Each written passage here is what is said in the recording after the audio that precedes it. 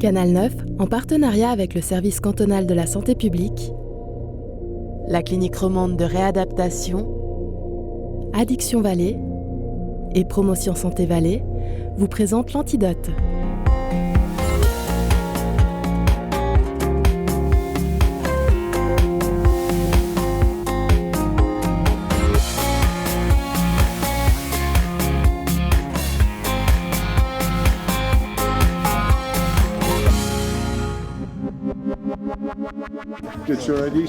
La libéralisation du cannabis a occupé la scène médiatique ces derniers temps, avec aux États-Unis 8 États américains qui ont voté pour la légalisation à usage récréatif comme la Californie ou à usage médical comme la Floride. Le Canada est aussi en phase de libéralisation. La ville de Zurich a facilité la vie aux consommateurs pour des raisons médicales. De plus en plus d'études montrent les effets bénéfiques de certaines substances, comme le cannabidiol, pour traiter des maladies comme la sclérose en plaques ou l'épilepsie. Mais le cannabis reste controversé car il est également responsable de nombreux problèmes de santé, comme l'addiction. C'est donc loin d'être produit banal. Happy rolling, everybody!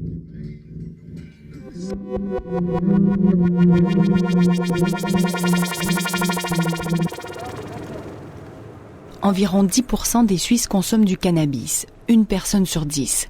C'est de loin la substance illicite la plus répandue. Principalement des jeunes, de moins de 25 ans, une majorité d'hommes. Ce jeune homme fume du cannabis depuis 10 ans. Il est devenu un consommateur régulier. Je devais avoir 16 ans. J'ai commencé avec un ami. Mon frère fumait déjà. Du coup, j'ai piqué un peu de weed dans sa chambre. Je l'ai fumé avec un ami. Et puis voilà, ça nous a plu, puis on a continué. Tout le monde commençait à fumer, puis ça nous est venu à l'idée aussi. Donc ouais, inconsciemment, on est influencé en fait.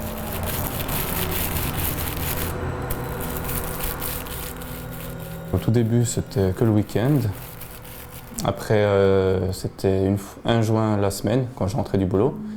Et après, c'est devenu peu importe. Que ce soit le week-end, la semaine, j'enchaîne si j'ai envie d'enchaîner. Ça peut être 2 à 6 joints, c'est vrai. Par jour? Ouais, par jour, ouais. C'est quand même une addiction. C'est récréatif au début, justement quand on a 16 ans et puis qu'on commence, c'est rigolo.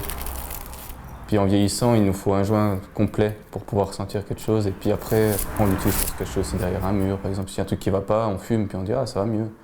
Ou alors quand on est seul, la solitude, ça aide beaucoup. Genre on fume en pleine nuit, je regarde les étoiles, ben, je me sens moins seul. Donc c'est comme ça qu'elle naît l'addiction en fait, puis ça ancre. Moi, j'ai toujours été une personne ouverte et positive. Donc voilà, si le mec est déjà déprimé de base, il fume, il va partir en déprime totale, il va être mal. Moi qui suis joyeux de base, ben, quand je fume, ça me rend joyeux.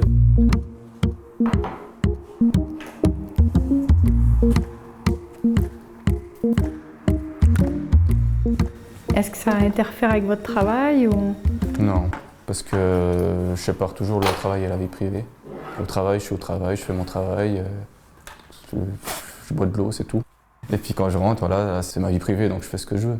Après, mon travail privé, oui, alors là ça a changé, hein, parce que je fume en dessinant, en peignant, mais j'en ai pas besoin. C'est juste parce que j'aime faire les deux.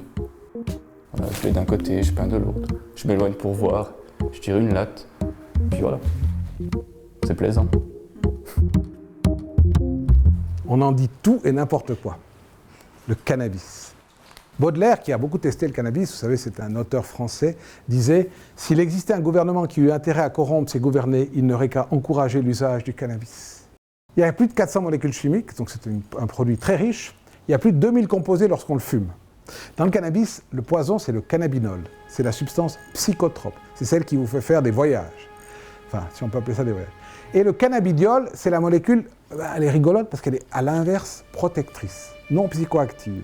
En fait, elle diminue les effets du cannabis, du THC.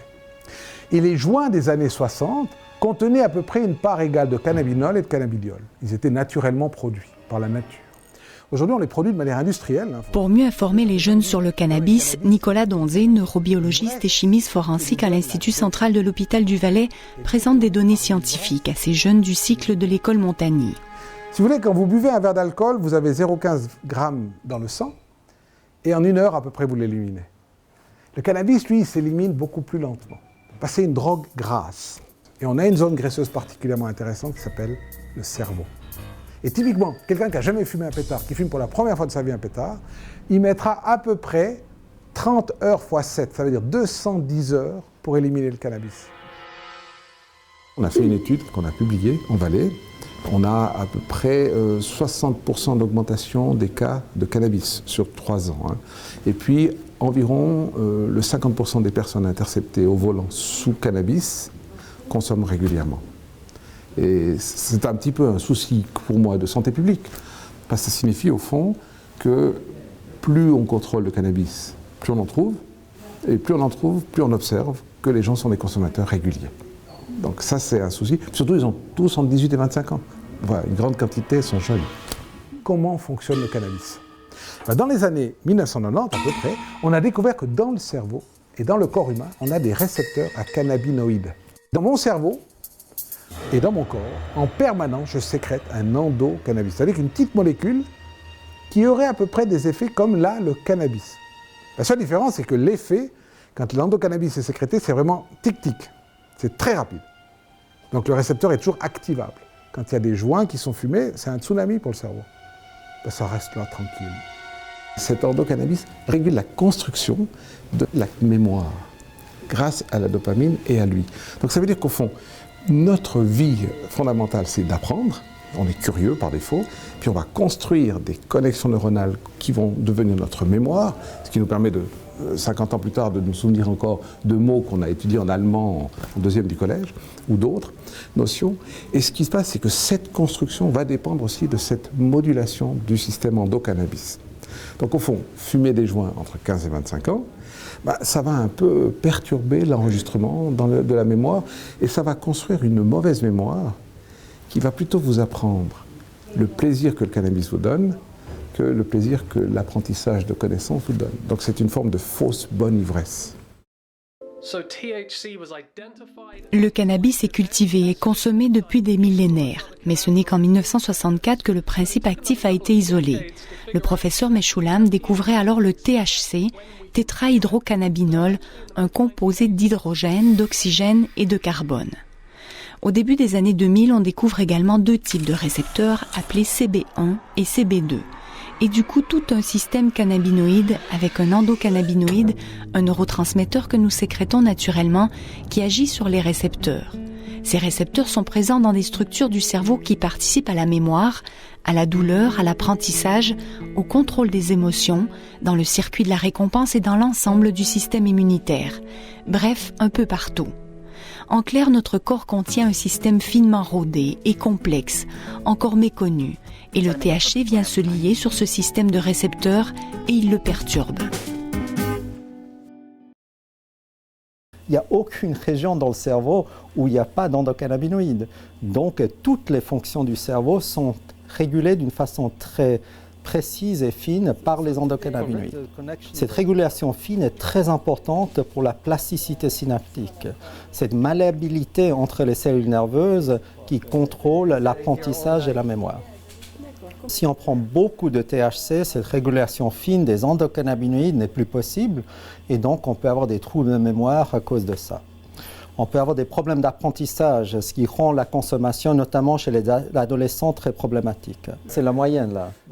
Le cannabis a aussi un effet de stimulation du système de récompense en sorte à ce qu'on peut induire une addiction chez certaines personnes.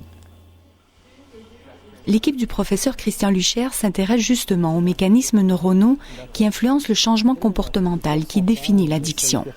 L'addiction, justement, elle est définie par la consommation compulsive en dépit des conséquences négatives. La dépendance, en revanche, est définie par la survenue d'un syndrome de sevrage à l'arrêt brusque de la consommation de la substance. Et ça, c'est quelque chose qu'on voit typiquement avec les opiacés.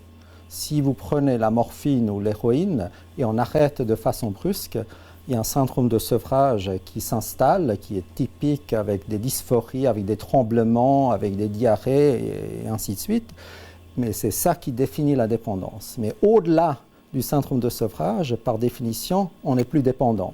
Cependant, une petite fraction des gens qui ont pris ces substances continuent à la recherche d'une consommation qui devient compulsive et c'est ça qui est l'addiction. Donc 2 éléments, il y a la dépendance, typiquement dans un premier temps, et l'addiction dans un deuxième temps, et c'est ça qui est en fait le problème fondamental. Chez les consommateurs, 10% ont un risque élevé d'addiction, de consommation compulsive, en dépit des conséquences négatives. Dans l'avenir, il sera peut-être possible de traiter leur maladie de manière spécifique, à l'aide de stimulation électrique par exemple. Les recherches sur des souris ont montré pour l'instant de bons résultats. Quant aux médicaments commercialisés, les résultats sont parfois intéressants, parfois controversés. Ah docteur, c'est génial, j'ai perdu 12 kilos, waouh, mais j'ai envie de me suicider.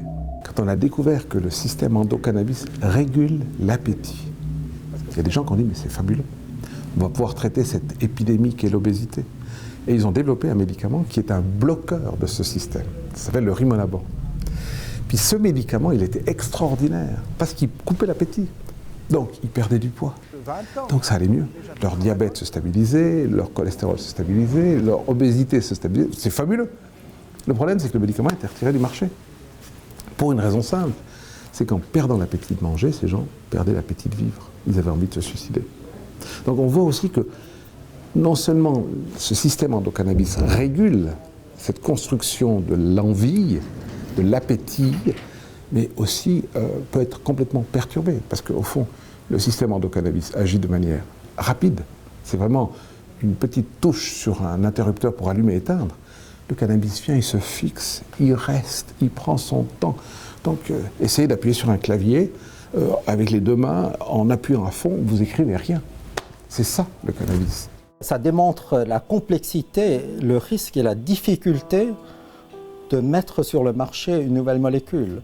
Parce qu'il ne faut pas oublier, si vous prenez un comprimé de n'importe quelle substance, s'il va dans le cerveau, il va partout dans le cerveau. Les recherches continuent donc pour essayer de bien comprendre le système endocannabinoïde. Et pendant ce temps, certains consommateurs essaient de décrocher. Moi, j'ai eu une enfance, une éducation assez stricte. Et puis ça correspondait un peu à l'arrivée du collège, au début, un peu à cette émancipation. Je pouvais un peu me libérer de ça. Du coup, j'ai eu envie d'aller tester, de jouer à d'autres limites, quoi. Les limites qu'on m'avait pas, de partir à l'opposé de l'éducation que j'avais reçue. Et puis ça a participé de cette émancipation-là, quoi. J'avais surtout envie de débrancher, j'avais envie de décrocher, on avait envie de pas s'emmerder avec des problèmes, avec des soucis, on avait envie de déconnecter. C'était facile à trouver. C'était facile à trouver, j'en veux presque un peu au monde des adultes, tellement c'était facile, si tu veux. Moi je me rappelle même qu'on pouvait acheter dans les magasins, on pouvait se faire livrer par la poste, il y avait des champs de cannabis à Chara, aux îles, toutes ces histoires de repas, c'était vraiment hyper commun. Je me rappelle, les prix ils étaient excessivement bas et en fait, t'étais plutôt un ringard si tu fumais pas. Si tu regardes mes notes, tu peux comprendre les années où je fumais et celles où je fumais pas. Et ça c'est clairement lié à l'effet des pétards, au changement de perception. J'avais l'impression que je bossais 1 heure, en fait je bossais 5 minutes. J'avais beaucoup moins d'énergie, moins de concentration, j'avais moins d'envie. En fait, ça te dépassionne aussi un petit peu. Il n'y a plus rien qui t'intéresse à part fumer, quoi. Il y a un petit peu tout qui tourne autour de ça. Il y a un peu tout qui tourne autour de ça, ouais. 80% des gens peuvent, pour des périodes très longues, des années, avoir une consommation récréative sans jamais devenir accro. Mais ça soulève la question de la vulnérabilité individuelle. Qu'est-ce qui est différent chez cette personne qui, in fine, va devenir accro et qu'est-ce qui qualifie la personne qui peut résister et avoir une consommation récréative? Le professeur Luchaire donne une conférence ouverte au grand public sur la thématique du cannabis durant le salon Planète Santé à Lausanne. Une autre grande spécialiste des addictions et du cannabis est également présente. Barbara Broers est médecin de premier recours. elle a créé avec d'autres spécialistes un groupe de travail qui porte sur la question du cannabinoïde médical en Suisse et qui informe l'OFSP sur ce dossier compliqué. Au même titre et d'une manière presque paradoxale, Barbara Broers continue de traiter des gens qui se sentent très mal avec le cannabis, qui souffrent des répercussions d'une consommation régulière et qui veulent arrêter. Les gens peuvent avoir des problèmes à dormir, ils peuvent avoir une certaine anxiété, une anticipation, une sorte d'énervement. Mais ce qu'il faut savoir souvent, c'est si que les gens veulent arrêter le cannabis, il faut arrêter en même temps le tabac. Donc du coup, parce que c'est mélangé. Donc on doit travailler sur les deux en même temps. Donc ce qu'on offre, c'est tout un travail, ce qu'on appelle de motivation, motivationnel, pour aider la personne à vraiment se décider à changer ses habitudes et l'aider pour faire face à des moments difficiles. C'est tout un travail qui est très individualisé, qu'on s'adapte à la personne. Donc à un moment, j'ai compris qu'en fait, il allait falloir que j'arrête de fumer, quoi. Ni clope, ni pétard et tout ça. Ça m'a pris des plombes, c'est-à-dire que tous les dimanches soirs, je jetais le paquet ou le paxon à la poubelle. Et puis le lundi, j'allais refouiller dans la poubelle, c'est pas hyper... Et puis tout d'un coup, j'ai vraiment pris le problème au sérieux, quoi. J'ai fait un contrat avec moi-même, j'ai écrit, vraiment, j'ai vraiment fait comme si j'étais vraiment accro. J'ai vraiment un peu pris conscience que c'était grave, que le problème était grave. C'est comme ça que j'ai vraiment arrêté. Souvent, j'ai des potes, ils me disent qu'ils veulent arrêter, mais je sens qu'en fait, ils n'en ont pas vraiment envie. Puis cette fois-ci, j'en avais vraiment envie. C'est là où ça a marché. J'étais vraiment décidé à le faire. C'était dur, mais après, maintenant, quand j'y repense, c'est une des plus belles réussites de ma vie, tu vois, c'est un truc dont je suis le plus fier, quoi. Mais je veux pas trop non plus chanter à la gloire du truc, je pense que je peux retomber aussi, tu vois, j'ai quand même monstre encore la trouille, même après 6 ans, hein. Mais ouais, fier, soulagé. J'ai plus de fric et puis je me sens surtout mieux dans ma peau, quoi, en fait. Vous pensez que vous allez arrêter un jour? Au début, je voulais arrêter à mes 25 ans. Et puis, il m'est arrivé quelque chose qui fait que finalement, j'ai pas arrêté. Mais ouais, quand même, je pense que quand on est père de famille, qu'on a des responsabilités, qu'on veut montrer un exemple à ses enfants, avant de dire quelque chose, il faut le faire soi-même. Donc voilà, c'est là que j'arrêterai, je pense. Parce que je veux pas qu'ils fument, c'est pas une bonne chose. Moi j'ai géré, mais on n'est pas tous pareils. C'est vraiment quelque chose, voilà. C'est pas sain. Nous ne tuons personne avec le cannabis. Si vous buvez une bouteille de vodka, vous pouvez mourir. Si je vendais de la vodka, j'aurais de la peine à dormir la nuit. Au Colorado, où la marijuana est légalisée à des fins récréatives depuis 4 ans, les taux de THC ont augmenté de 12 à 17%. Les consommateurs sont sortis en plein jour. Le journaliste Xavier Fillier, reporter aux États-Unis, a pénétré dans l'univers de l'un des plus grands producteurs de marijuana au Colorado. La consommation de marijuana, particulièrement dans le Colorado, est devenue très grand public. Il y a moins de préjugés. La clientèle est la même qu'à l'épicerie finalement. Les gens consomment surtout pour des raisons médicales. Et si on fume pour diminuer l'anxiété ou le stress, c'est considéré comme médical.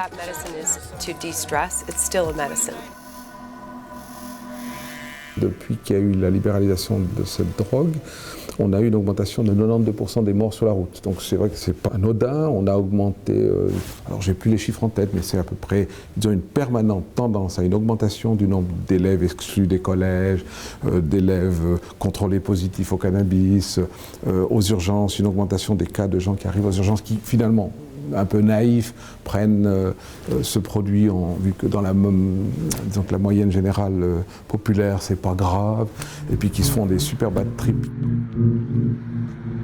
Des bad trips, les États-Unis en connaissent de plus en plus avec l'apparition de nouvelles substances synthétiques appelées cannabis de synthèse, répandues également en Europe.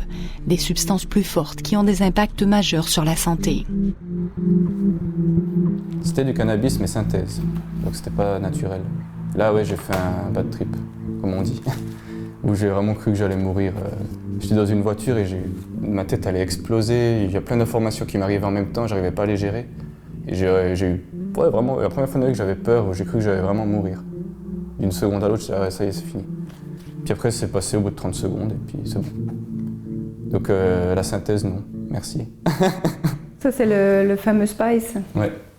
Quand on a développé un antagoniste, c'est-à-dire un système qui bloque le système cannabinoïde, comme le rimonabant, ce médicament anti-faim, retiré des marchés, il y a des gens qui ont développé des agonistes, c'est-à-dire des molécules qui vont stimuler le système, dans un esprit de recherche.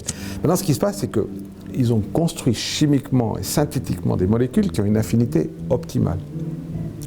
Donc si on veut, l'endocannabis, quand il se fixe correctement, mais il ne reste pas longtemps. Le cannabis, il se fixe, il reste plus ou moins longtemps. Le cannabinoïde synthétique, il est bien. C'est vraiment la clé et la serrure. Donc c'est ultra puissant. Maintenant, dans un esprit de recherche, il y a des gens qui ont vu un moyen de gagner de l'argent. Donc ils ont développé ces molécules, alors on les appelle SPICE, K2, dragon de feu, enfin après l'imagination humaine est sans limite. Et ce qui se passe, c'est que c'est des molécules ultra spécifiques pour activer le système endocannabis. Donc comme un joint, mais beaucoup plus puissant. Et ce qu'on observe aujourd'hui, c'est que si le cannabis favorise une tachycardie, avec un infarctus possible, mais pas toujours, le système, ces drogues de synthèse cannabique, elles vont favoriser les infarctus, favoriser les attaques cardiaques, favoriser des spasmes musculaires, vont perturber complètement le système. Le cannabis n'est donc plus la drogue de Bob Marley ou des hippies des années 1960. Elle est plus forte, elle a de multiples visages. Françoise Tuberosa se bat justement contre cette idée de drogue douce. Elle est la responsable de l'association valaisanne des personnes concernées par les problèmes liés à la drogue. Souvent les parents viennent en nous disant mon fils ou ma fille fume du cannabis. Oui, mais bon, c'est que du cannabis. Et là, non, c'est pas, voilà, je veux dire, nous, le message qu'on essaye de faire passer aux parents aussi, c'est que le cannabis, c'est pas une drogue douce, comme certains disent, il n'y a pas de drogue douce. Hein. Vous avez eu combien d'enfants? C'est pas banalisé, c'est pas non plus de faire peur aux parents, mais de bien se rendre compte que c'est pas anodin. Là, il avait déjà commencé, mais enfin bon, c'était quand même une période où 25 ans en arrière, je dis 25 ans, on ne savait pas. Franchement, pour nous, oui, bon, il y avait Woodstock, il y avait des trucs comme ça, les hippies, mais bon, c'était pas chez nous. Hein. On voyait bien qu'il y avait quelque chose qui tournait pas rond, mais on ne pensait pas à ça. C'était pas connu. Maintenant, il y a beaucoup d'informations. Dans les écoles, il y a beaucoup de choses qui se font, donc la prévention, elle est là. Françoise Tuberosa essaie de mettre son expérience au service des autres. Son fils a quitté le domicile familial depuis 20 ans. Il est devenu addict au cannabis, puis à l'héroïne. Il appelle parfois pour que ses parents viennent l'aider. Il revient parfois à la maison. Il tente de se soigner et il replonge. Depuis 20 ans, c'est la même histoire. Françoise s'en veut de ne rien avoir vu, de ne pas avoir su à quelle porte frapper lorsqu'il était peut-être encore temps. Ça peut arriver à n'importe qui. C'est pour ça que j'accepte pas quand on dit c'est la faute des parents, parce que nous, on a des parents dans le groupe où ils ont eu 2, 3, 4 enfants. Pourquoi ils les ont élevés la même chose? Pourquoi il y en a 3 qui vont bien et un qui va pas? Je pense pour eux aussi d'être au mauvais endroit au mauvais moment. Voilà. De faire la rencontre qui ne devrait pas. L'association met sur pied des conférences sur l'estime de soi, sur l'addiction. Elle réfère aussi à des ressources utiles. Moi, je me rappelle qu'il y avait un gars de la LVT qui était venu au collège, puis lui, je trouvais que c'était aussi un gars qui s'était beaucoup défoncé. Mais il nous parlait sans nous non plus trop juger, tu vois, il nous comprenait, quoi. Il nous disait, voilà, peut-être un par-ci, par-là, pas 15, quoi. Moi, j'avais essayé une fois d'en parler avec ma mère, et je savais pas ce que c'était. Je voulais lui dire que j'en fumais un, puis elle a cru que déjà un par année, elle était déjà scandalisée. Comment tu veux parler avec quelqu'un qui pense qu'un joint par année, c'est énorme? On doit reconstruire les gens en face de leurs problèmes. Et puis se dire, voilà, maintenant, j'ai vécu ça, qu'est-ce que je fais pour changer? Et là, il faut un thérapeute. Il faut quelqu'un qui aide, qui écoute. Puis il faut que nous-mêmes, que la personne souhaite sortir de ça. Aujourd'hui, les gens fument des joints parce que dans la majorité des gens, on considère que c'est pas grave. Donc on va oublier le mot grave, on ne va pas juger les gens. Par contre, expliquer aujourd'hui, avec les connaissances qu'on a sur ce produit, avec les connaissances qu'on a sur ce qu'est le système endocannabinoïde. Donc bref, on a des notions aujourd'hui qu'on doit partager. Et le partage de ces notions permet aux gens de savoir. Après, quand on sait, on agit autrement. Des notions scientifiques pour mieux comprendre le cannabis, une substance complexe qui a des effets variés, presque bipolaires, qui affecte le système endocannabinoïde, extrêmement important dans notre corps et notre cerveau, et encore tellement méconnu. Une substance qui comporte un risque d'addiction de 10%, mais qui montre aussi des effets thérapeutiques prometteurs. Alors drogue ou médicament, la réponse est d'autant plus complexe que le consommateur lui-même. Peace, guys.